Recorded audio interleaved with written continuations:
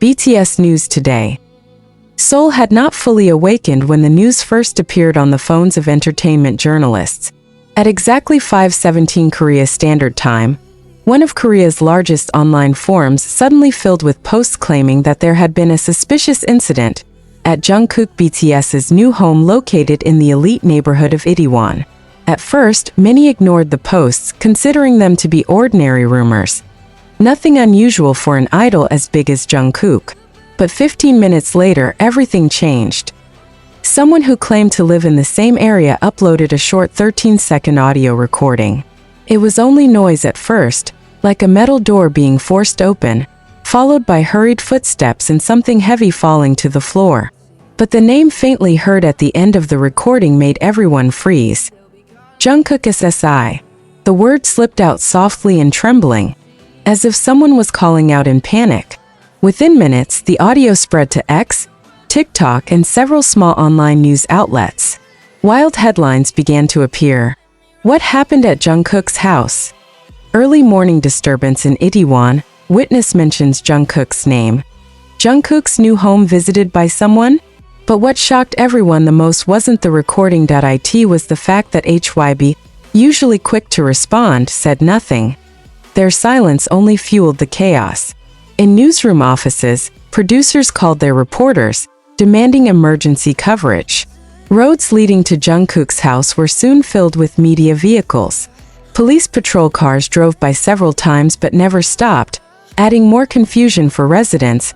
Inside one of the black vans parked closest to Jungkook's home, a young reporter named Kang Haejin rubbed her tense face. She had covered many BTS stories before, but something about today felt different.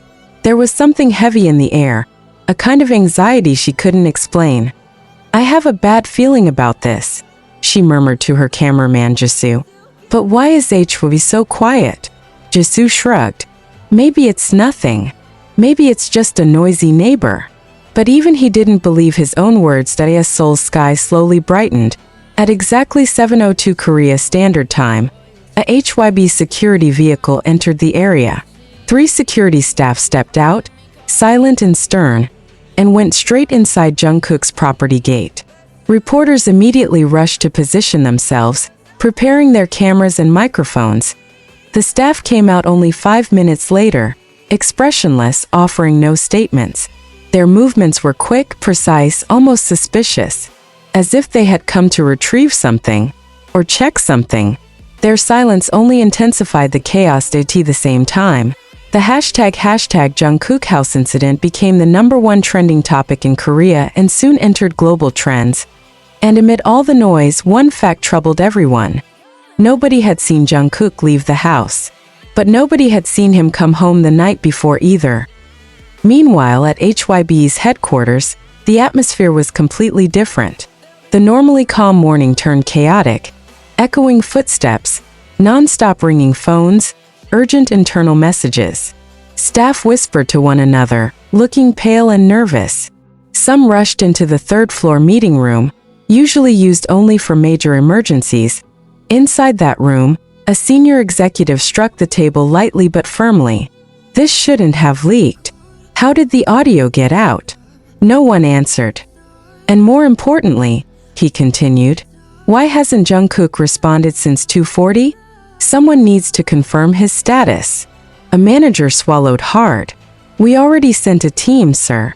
They just returned, but they didn't see any signs." "What signs?" The tension rose instantly. The manager finally said, "The house was fully locked. No damage, no sign of forced entry, and no indication Jungkook was inside." A chilling silence filled the room. People exchanged uneasy glances. "Where did he go at 2 in the morning?" someone whispered. "And why didn't he inform anyone?" another added. Outside the building, live broadcasts continued as the public created their own theories. Some said assassin had broken into Jungkook's home. Others claimed HYBE was hiding something that happened the night before. Many pointed to rumors about Jungkook's recent secretive activities since he returned from his overseas schedule. But the most unsettling rumor came from an anonymous user who claimed to be a subcontractor working on the renovation of Jungkook's house. They wrote, I saw something on the second-floor balcony 2 days ago. Jungkook was moving something like a large black suitcase late at night. He looked tense. I remember because he rarely looks like that. The next day, the suitcase was gone. The post exploded. Some accused the user of lying, but even more people believed it. Meanwhile, in a restricted hallway on HYBE's 5th floor, accessible only to a handful of senior staff, 2 high-ranking officials stood pale-faced.